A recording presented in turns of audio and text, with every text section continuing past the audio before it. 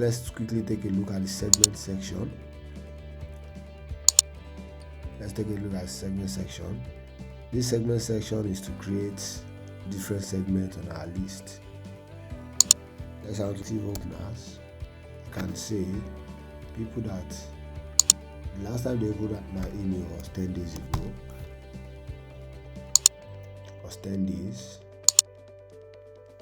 For active openers, rather, and I'll use last email is less than 10 days, so those ones are active. But last email is greater than 10 days, those ones are inactive. So you can set various conditions for your segments, and you can set if you want all the conditions to match or any of the conditions to match.